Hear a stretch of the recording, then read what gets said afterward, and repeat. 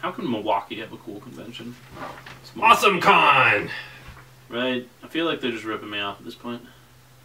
Appearing now, no one you care about. And they all have red in their... Why are they all wearing, like... They're all wearing, like, Pope hats. I think it's supposed to look like, Well, lens flare or something. Well, they look like cardinals, so... This is a papal convention. Yeah. If you remember the papacy, go to AwesomeCon. If you're a 12-year-old boy, stay away. Oh. No. If you're a 12-year-old boy, please come to AwesomeCon. We all wear Pope hats. I set it up.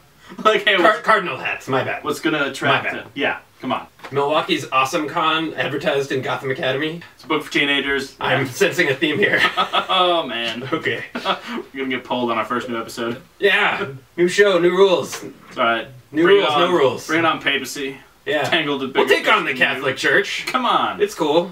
Pretty much in this day and age, if you want to make a name for yourself, you have to take on the Catholic Church.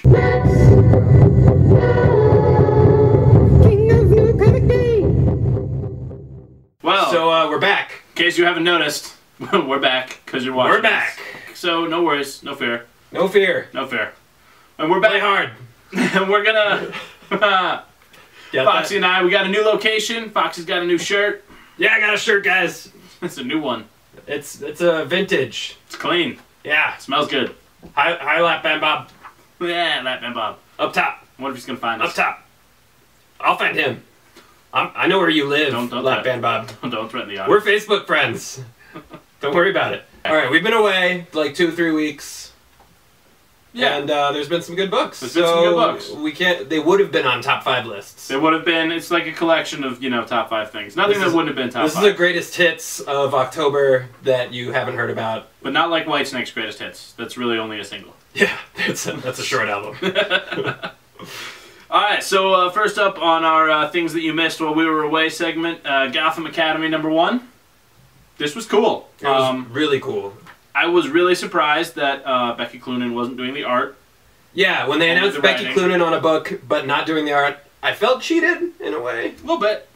But man, Carl Kerschel, I love that guy on The Abominable Charles Christopher. If you haven't checked it out, everyone should check that out. It's a webcomic. You can check it out for free. The archives are up. Go look at that after you buy Gotham Academy #1, which he did a fantastic job on. And Becky Cloonan co-wrote that with Brendan Fletcher, who also co-wrote this other book on our catch-up list that would have been on probably a #1 on a top 5. Batgirl #35. Bold new direction for Batgirl. Yeah, #35. The first one that you need to read. Sorry, Gail Simone. Yeah. Not sorry, Gail Simone. I'm not really sorry at all. Write a better book and I won't rip on it. That's what I'm saying. Alright, to be fair to Gail Simone, it had its moments. There's a couple moments. Single issues, I was like, that was cool, but by and large. The Future's End one, that one was good. Did she write that one? She did write that one. Well, hey, good job. You wrote a good issue. Woohoo!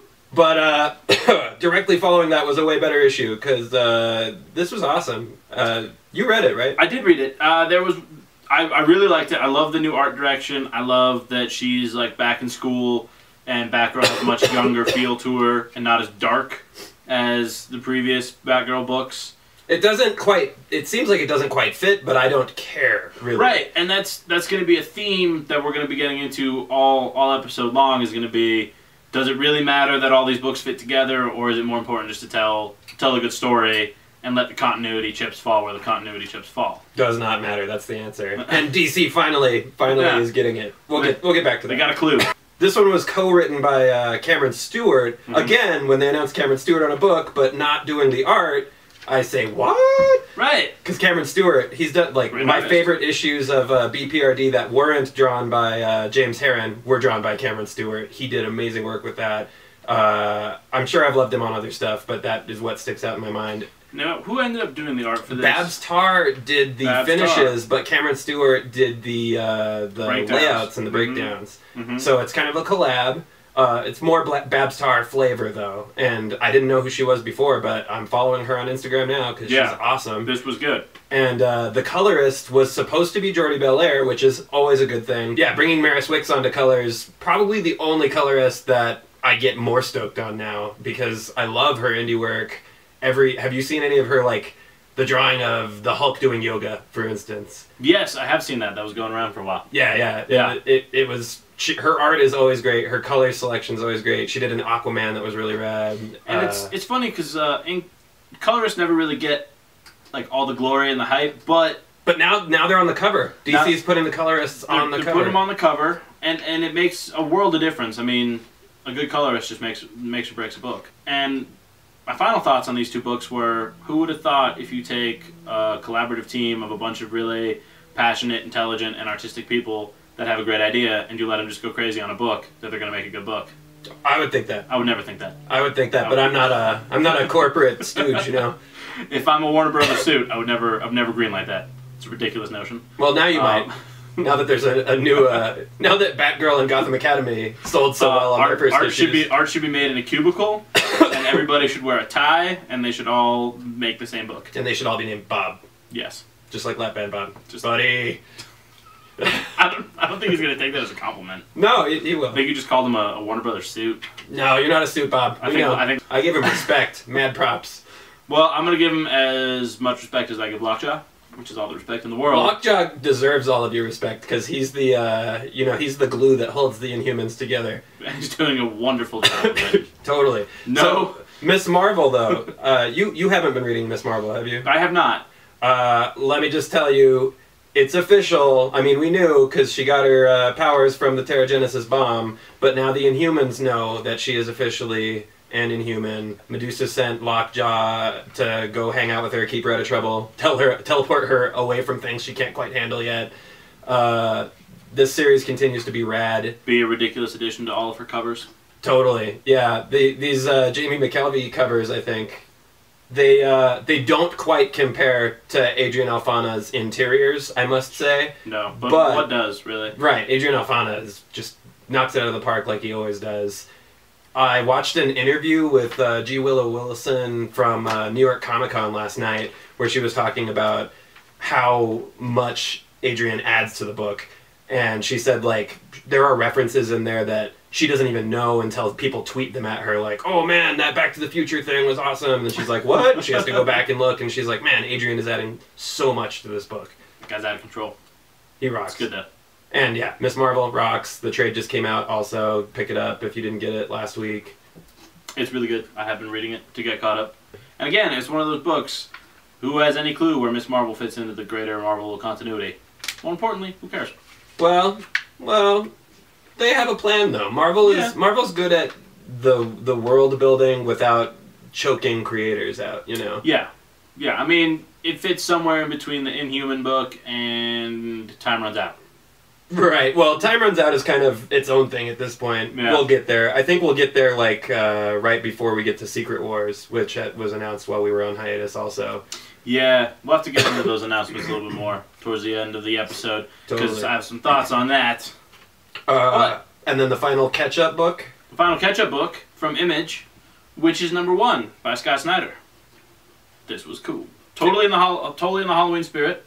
And Foxy, you live in the forest. Have you been spending any time in the woods after you read this book? Oh, hell no. No, I live on this couch now. That was truly unsettling. Especially when you read the afterword by Scott Snyder at the end, where he's talking about his own experiences in the woods that led him to write this thing. Mm-hmm.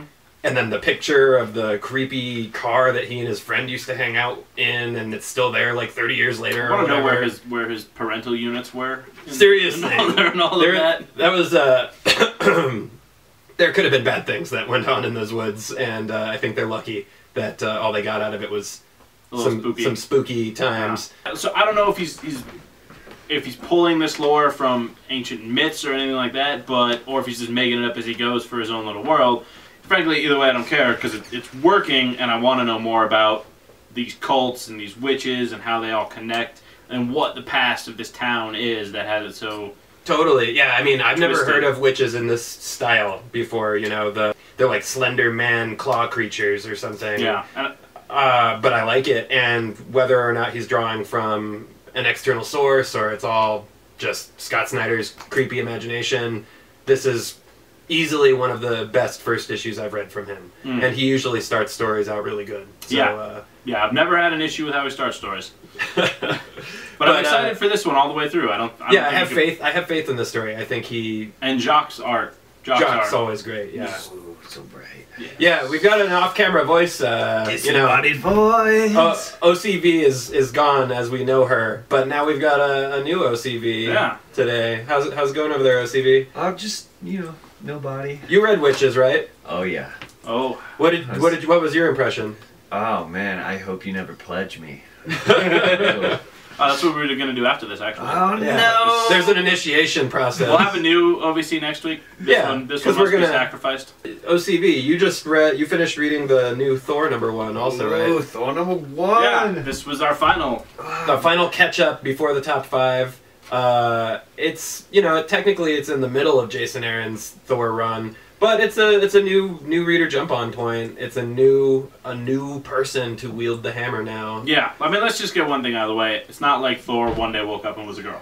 No, there is no sex change op. This is not a magical spell like when Loki can be a woman.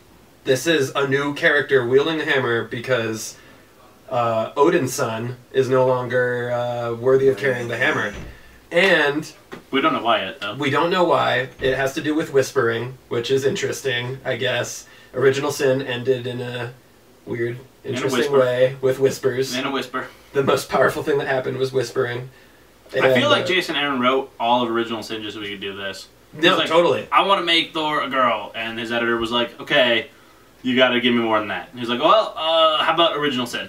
He's like, yeah, we'll sell some books that way. Sounds good. Definitely, yeah. We'll do a tie-in event, and then there'll be a thing. It brings Angela in, and we'll then do a release party. Whispers. It'll be cool. And then we'll get Dodderman, who I'd never heard of before, but man, that guy's art is killing it right out of the gate. I'm stoked on this guy on Thor. It's a change, but I think it's a good change. Yeah, it's a change from how the art was, but the art was good, and it stayed good, so...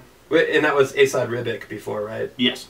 And it's, that's kind of a more European style, and now Dodderman's bringing more of a, American pop culture, modern comics feel to it. Which is cool, because it's a modern Thor. It's a female Thor, It's obviously going to have some modern influences to it, unlike what he was doing in the first run on God of Thunder, where he was jumping back and forth from, Viking Thor, who was hanging out and drinking beer at, young man Thor to old man Thor. Yeah, which the European style fit perfectly for that story, and I think the new art fits perfectly for this arc, too, at least. Yeah, because, it's a modern take on a classic character, so modern art, why not, right? Yeah, right. As a new reader, you haven't read any of the... No, I like the Ice Giants. Ooh. Yeah. They were awesome. Thor gets his arm. Yeah. Yeah, Dark Elf. Ooh. Yeah, Malekith is dark in this. He is dark. I want to know what the name of Thor's ox would be. Yeah, it looked more like a goat to me, but... Could be a goat. Goat eyes, for sure. Curly goat horns. Goat ox. And Malekith says, that's what a god looks like that's been disgraced or something. He looks badass riding on that goat. He does. I'm like, that's disgraced. He's got a badass goat mount. I just disgraced Thor more than regular Thor. Totally. He's also working on a 7 o'clock, 8 o'clock shadow. Yep. He's hurting. He looks like you would find him at the back of an alley after 4 or 5 days of solid binge drinking. Or at the front of an Abercrombie and Fitch, how the models stand out front of the store with no shirt on. That's how he's rocking it these days. Little dirty, little hot. Yeah. And I loved, my favorite part of the book, though, is at the beginning, and it's the dialogue between Odin and... Frasier. Yeah, and Frasier. I thought it was just... Is it? It's Freya, right? Freya. I mean, if we're going to say Jotunheim, it's Freya. Alright, fine. Yeah. Let's be correct here. Yeah. Jotunheim, Freya, the All-Mother, whatever her name is. Yeah, that dialogue actually led me to believe that maybe she's the new hammer wielder. Yeah, and I don't think she is. I think it's a red herring. I think they're leading us down that path to take it away from us. But I think it set up the whole theme of the book and the whole, female empowerment kind of thing. It's set up what the book was going to be about really nicely, which is this changing of the guard, and you have Odin who so desperately wants to go back to how it was, and you have Freya realizing that no, you can't. There's no going back. You can only go forward, and if Thor can't wield the hammer, somebody's got to wield it. I kind of secretly hope it's her, just so she can stick it to Odin because he's such an asshole. Am I allowed to say asshole on YouTube? Fuck it. Yep. Fuck it. But as we got no corporate sponsors. Do you see this? This is Guerrilla. Yeah. This is Guerrilla Comics. Is Bleeding Cool gonna pick this up? We don't know. We don't know. Do it, Bleeding Cool. Do we care? I mean, well, let's not. Come on, Rich. You know you want this. OCB, you're giving it a thumbs up as a new reader to Thor? Oh, yeah. You coming back for issue 2? Oh, yeah. All right. I'll check it. Right on. Yeah. All right, so let's get into this top 5, right? All right. Man, this it's been is a while. the top 5! It's been a while since we did top 5. Top 5. See if I can remember how to do this here. All right. Top 5. Coming in at number 1 for this. No, coming in at number 5. Coming in at number 5. Oh, man, you're so out of practice. I'm so out of practice. I'm going to reset the camera. Yeah.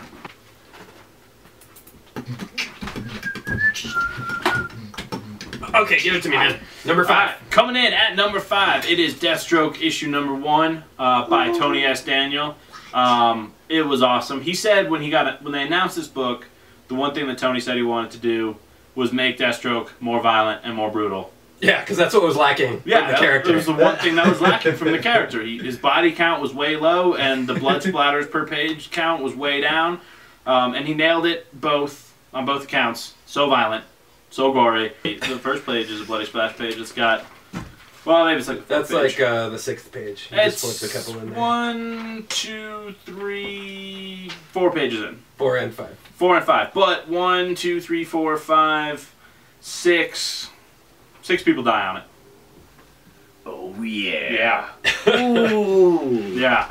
Is Tony Daniel drawing this one too? Yes. Oh, that's yeah. awesome. He wrote It's it. awesome that DC lets him write and draw. They don't really do that very often. No, I mean, and I get it because not a lot of people can do both well. I mean, and he keeps to a monthly schedule. And he keeps to a monthly schedule. All I've right. never. Yeah, I mean, when he was doing Batman, it came out regularly. I mean, he doesn't really get delayed. He just kind of does his thing. He must not have a life then. How does he or children, a wife? I don't know. Tony Daniel, I'm gonna look you up. See how you do this. Because he draws really well too. I must know your secrets. Yeah, I love his art. I mean, his stuff that he did on Batman back in the day was fantastic, and it's great to see him. He was writing Detective Comics for a little while, and then he was writing something else, but he hasn't been illustrating anything since. Man, it's been at least a year since there was anything that I read that he was illustrating. So Deathstroke, solid number 5. Coming in at number 4, and this one's gonna take a little bit because we're gonna get you caught up on all kinds of Amazing Spider-Man and the Amazing Spider-Verse. With Edge of Spider-Verse, issue number 8. Well, it's Amazing Spider-Man. Well, it's Amazing Issue Spider-Man 8. 8, Edge of Spider-Verse. Crossover, tie-in, backup story, whatever. And the cover goes to the backup story, actually. They show Mayday Parker there from Spider-Girl. Spider-Girl's Last Stand. Yeah. Well, I'm not actually super familiar with Mayday Parker. I don't know if you've read Spider-Girl stuff in the past. New to me, but this was my exposure to it. It's awesome, man. I've been digging Amazing Spider-Man. Dan Slott is a fun writer. Spider-Verse, however, so rad. All of the characters they've introduced so far, awesome. Yeah, awesome storylines. Those 5 great prequels. Concepts. Yeah, the true Edge of Spider-Verse books. Yeah, let's get these up there. We've got every single one of them was amazing. Well, there's another. So Amazing Spider-Man on the Spider-Verse catch-up. There was a backup story in that one that was a Captain Britain Spider-Verse character. And if you've read Alan Moore's Captain Britain or Chris Claremont's Excalibur run, he just picks up right where all of that stuff left off. I haven't really read the Captain Britain and MI whatever books that they did. Like I'm not the hugest Captain Britain fan, but I love Alan Moore and I loved that old Excalibur run. And then coming into this with the Spider Britain, rad. And they go right into the Britain multiverse and how that ties into the Spider multiverse. I love it. It was so cool. And then we've got some actual Edge of Spider-Verse books here with the recap right too. Here. We got number 4 and we got number 5. Yeah, number 4 was the pulp horror version. This was twisted. So twisted. So twisted.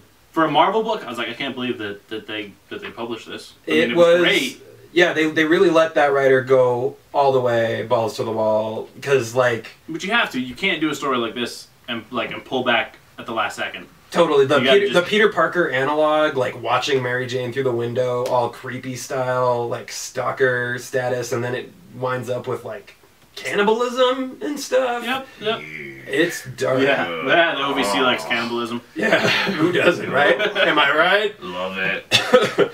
And then every time we get to see Morlun in these Spider-Verse crossover Edge of Spider-Verse issues, it's always like it's not always Morlun, it's some of his family members, which I don't know if Dan Slott made those guys up. I don't remember them from Straczynski's. I am not familiar with them at all. I think it is a Dan Slott creation. I think. Well, they're awesome. Yeah. And I just can't like the more I learn about them, the more I'm interested. Every time the Spider-Men teams step up to try and face them, they just get Annihilated. yeah. There's worse things Mostly, happening to them. their most successful maneuvers have been running through a portal to get away. Yeah, it's a good maneuver. So, I don't know how, when they get to Marvel 616, how that's going to play out, because I don't think Peter Parker's going to run. I would just get the Hulk.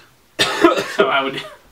And then the last one we have to talk about for the Edge of Spider-Verse is Spider-Verse number 5, which is really cool. It's just called Spider, but it's spelled differently. Yeah, I don't even know how to pronounce that. I in my mind, I was calling it Spider. SP//DR. Spider by Gerard Way. Yeah. And Jake Wyatt on art.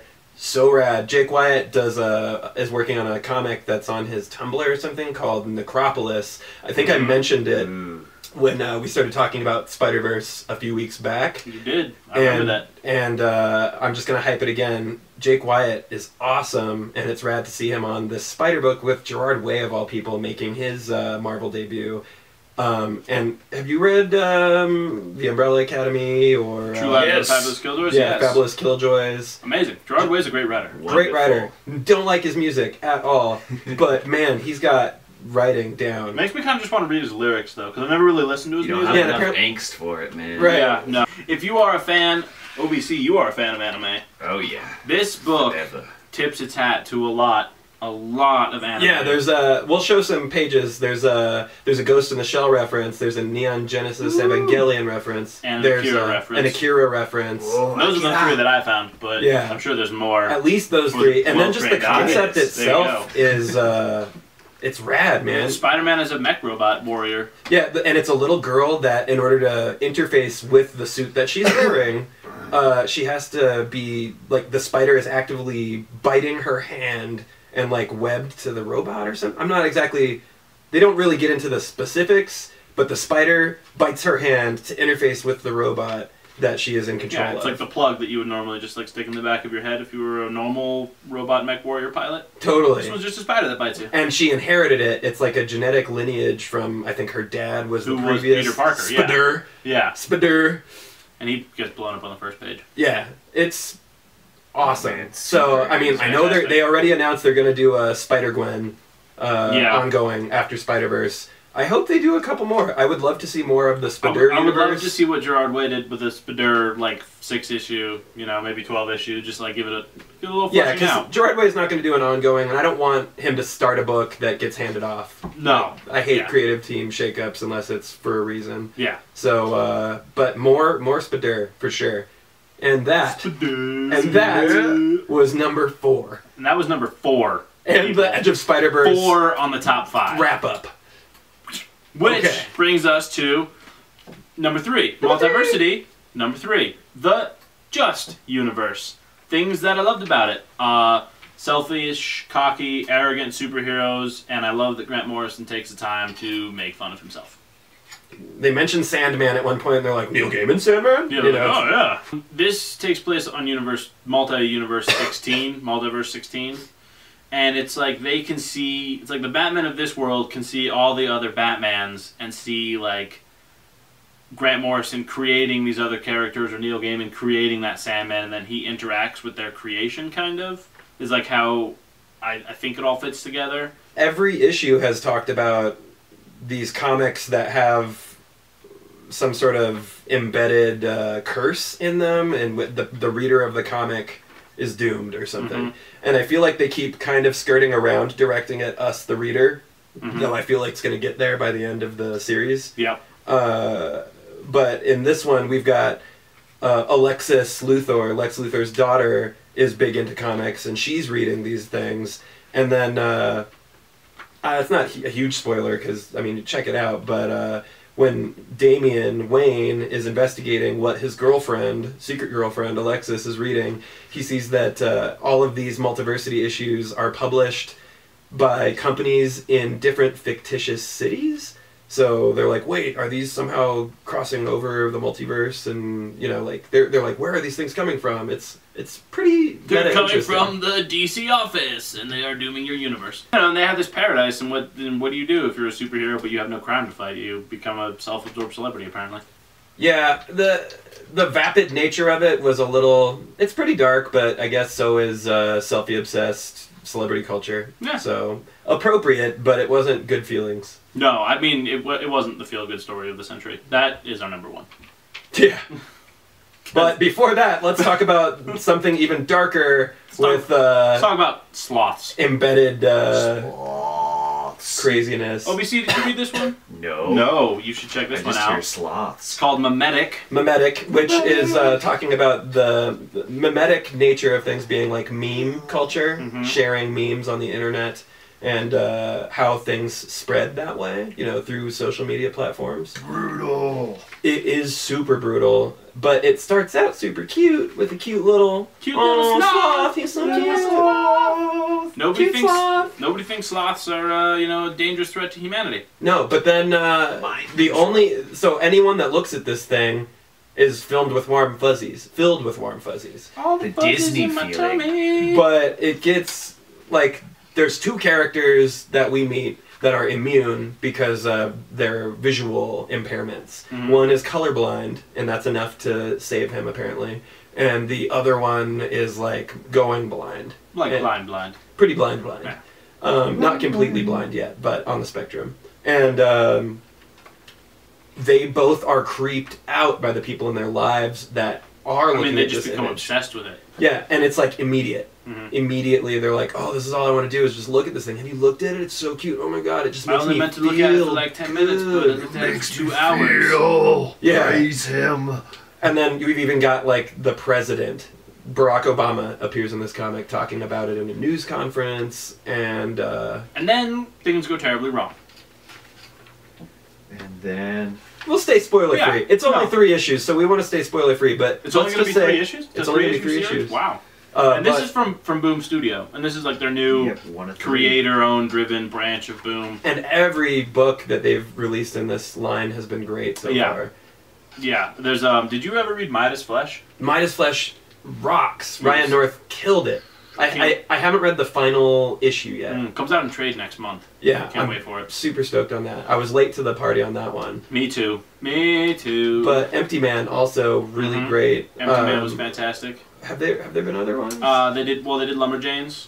Oh wait, that was Boom Kids. Yeah, which was cool, and they did The Woods. Oh right, yeah, The Woods is awesome. The Woods, yeah, The and Woods that's a James Tyrone the Fourth. Tinian the Fourth. Yeah, whatever.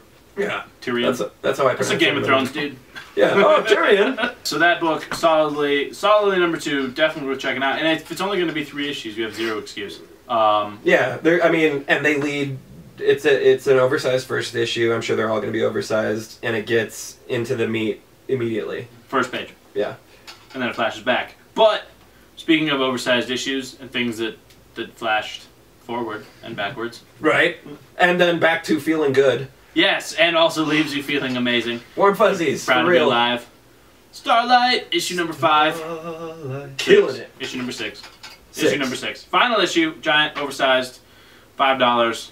But totally, Duke McQueen's last stand, totally worth it. Traveling to alien planets and beating up alien monsters. With the aid of a classic muscle car. 2 things that I loved about this book. 1, I loved that it was mostly done on time. Yeah. That was awesome. Good job, Mark Millar. You can do it sometimes, buddy. I love it when you do it. You got it. The second thing I loved about it, it was everything that you wanted from a story, and it was everything you wanted from the end of a story. Clean wrap-up, feel-good moments, you felt like the hero was justified, the villains got what was coming to them.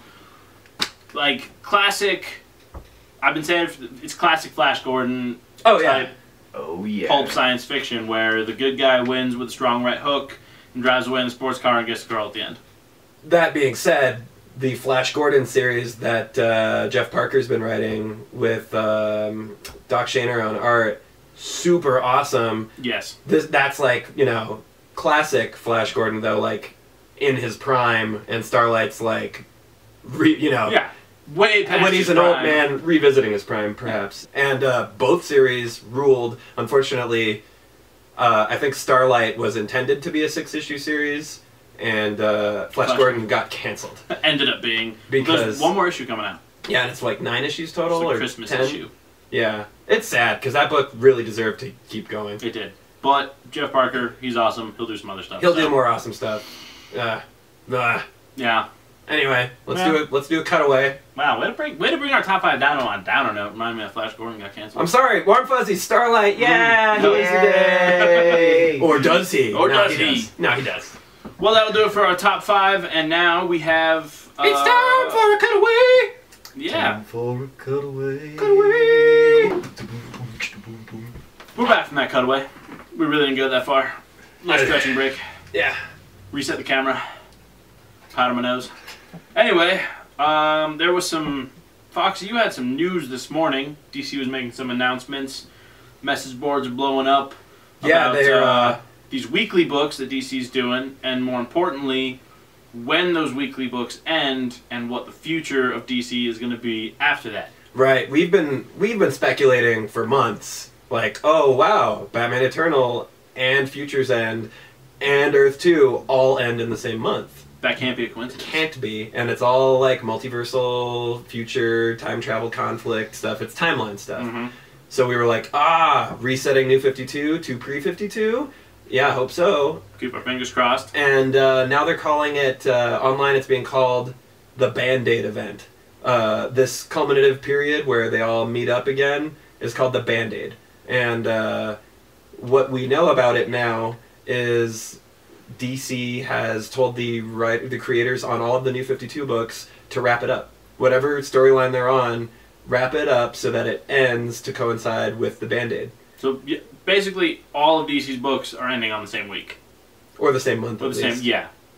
And to be followed with, the following month, what they're calling open blue sky thinking or something, in the spirit of Batgirl and Gotham Academy and Harley Quinn, which Harley Quinn is the most tied to the New 52 of those 3 books, but it's pretty far out there, disconnected, doing its own thing, and they're realizing, oh, our top-selling books are not New 52 hardline continuity, Jim Lee directed house art. Yeah.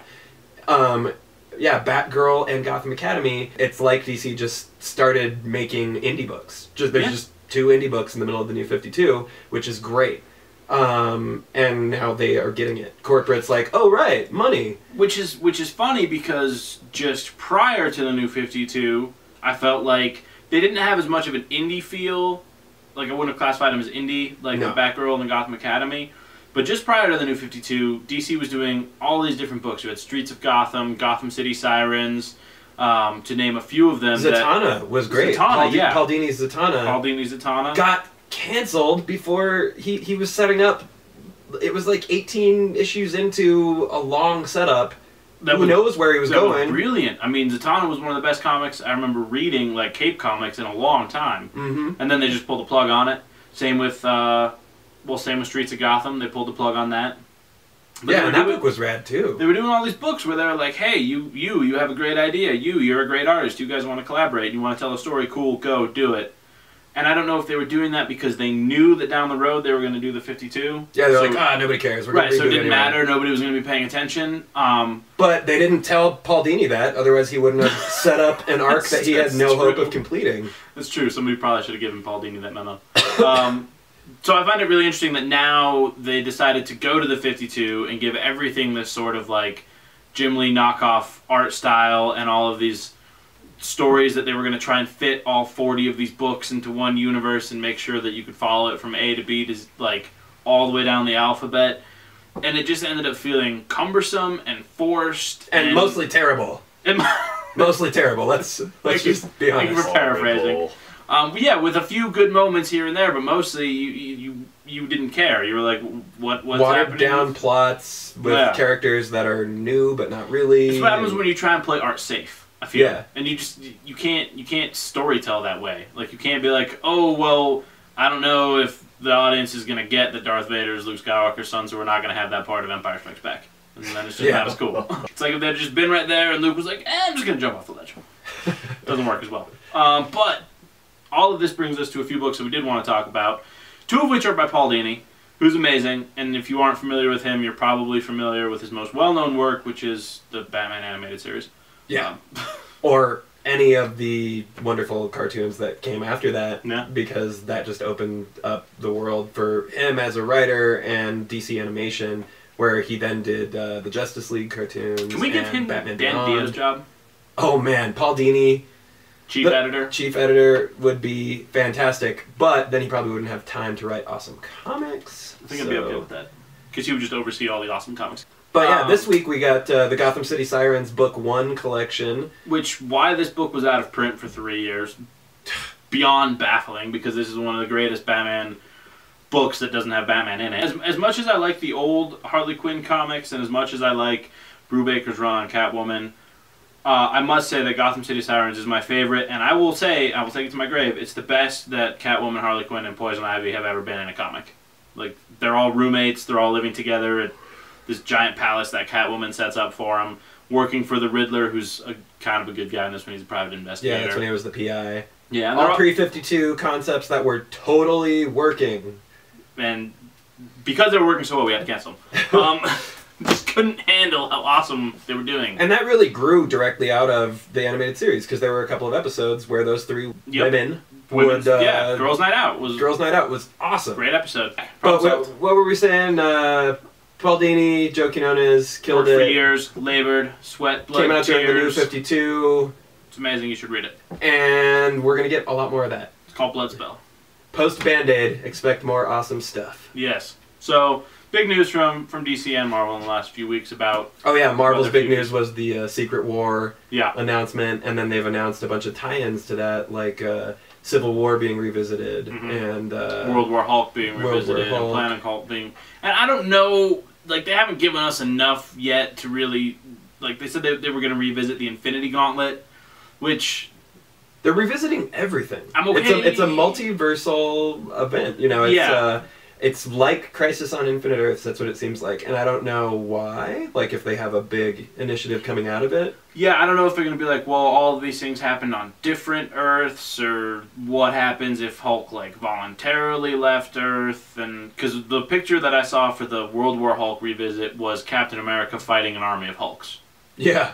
So, and then what was the one with the Marvel Zombies, too? It was Marvel Zombies crossed over with Age of Ultron. Oh, Age of Ultron. Yeah. Which, great. I don't know. I'll read all those stories. That all sounds interesting to me. I liked all of the events. I'm intrigued, but I'm very skeptical about this. Everybody's saying, "Oh, cash grab," but I don't think so. I think it's somebody had a good idea. Hickman is this kind of thinker, like with his Shield series, and Secret Wars. Yeah, I mean, cash grab in the sense that they're doing product tie-ins and stuff. Like they're gonna have toy lines released along with it. Yeah, but I mean, who cares if a company wants to make money? I don't. I respect their right to want to make money. Their job is to sell me comics. Also, the initial Secret War comics that are cool. Secret War started that way. I don't know if you know anything about it. It sounded like Star Wars, and it was a way to sell toys. It was an initiative brought on by Mattel. They said, "Hey, make comics that we can tie directly into." Black suit Spider-Man. And it was the first time all of these heroes, crossed over. There were a couple of like little things, but not like universe-wide, like large-scale, year-long crossover events. Yeah, and nothing that they did that they were going to reference later. I mean, Yeah, this actually had long-term changes that came out of it. And I think that's what they're going to do with this, too. And the promotional image has Miles Morales, Hyperion from New Avengers, or from Avengers World or whatever, fighting Hyperion from the old Straczynski series that he debuted in, Supreme Power. Yeah. And so even that alone, I'm like, Hyperion Marvel versus Hyperion then? Rad. Cool. Okay. Yeah. And then Miles Morales is there, and also all these other really weird characters, and like characters from the Earth X. Oh, there's a lot of Earth X characters there. It's like a lot of weird multiversal characters. So yeah, sign me up. I don't know. I'm into it. Yeah, I mean, like I said, I'm excited. I want to see where it goes. They have my attention. Yeah. I'm gonna want to see what it actually is though when they get around to doing it. I'm sure it'll be. Hickman has learned his lesson, I think, based on an interview I listened to him. He was on a podcast. Don't remember which one, but he was saying he didn't get to give his full attention to Infinity, and he has been stretched too thin. But I don't think he would take on another event if he hadn't fixed that problem for himself. So, hopefully, yeah. Hopefully that doesn't mean his Image books are going away though. Because if East and West goes away, I'm gonna be real sad. It's working towards an ending. Yeah. So don't tease me with those things, Foxy. Speaking of endings, this is the last book we're going to talk about. Black Sod, Amarillo. Falls more on the list of things that you missed out on while we were away. Yeah, it didn't come out this week, but it did just come out this month, and it's the third hardcover that collects the 5th story of Black Sod. The first hardcover, when they were translated to English and then finally put in hardcover, they just collected all 3 stories in one hardcover edition rather than doing 3 separate books of the pre-existing material. So the first book collected, I can't remember the name of all of the it was Black Sod and Black Sod, A Silent Hell. Well, A Silent Hell is the second hardcover, which is actually the 4th story. And now this being the 3rd hardcover, 5th story. Ah, I see what you're saying. Right? I'm picking up what you're throwing down. Yeah, the first one's a little thicker because it collects 3 of these little stories. But they're kind of like Bond-esque noir detective stories. And I say Bond-esque because with a Bond film, you don't have to have knowledge of everything that came before. Right. It's just a spy tale. And this is just a detective noir tale. And if you go into it with the knowledge of who Black Sod is and what kind of guy he is, great. But if not... And what he is a detective. He is a detective. And he's also a giant black talking cat in a world of talking animals. They get into race stuff. They get into all kinds of dark territory. There's murder, sex, everything. World renowned. Yeah. I mean, this book is not just something that, you should pick up willy-nilly off the shelf. I mean, it is that, but it's not something that Dark Horse just like, we're going to pick up this one book that this Italian guy did. No way, Italian no guy, way. Right? Yeah. I don't know if he's Italian or French. He's European. Let's just be respectful and say European. He's a member of the European Union. He's an EU member. I think that's really why they made the EU, just so for us over here. Yeah, because we're bad with geography. It is some of the best comics you're going to find. It's watercolor fine art in sequence. It is 2.5 thumbs of awesome. 2.5 out of 2 thumbs. Well, I mean, you gave it half thumb. I got 2 thumbs. Let's say 4 thumbs up. 4 thumbs all the way up. 4 thumbs up. And when OVC reads it, it'll be 6. Yeah. 6 thumbs up. Disembodied thumb up. All the thumbs. All thumbs, baby.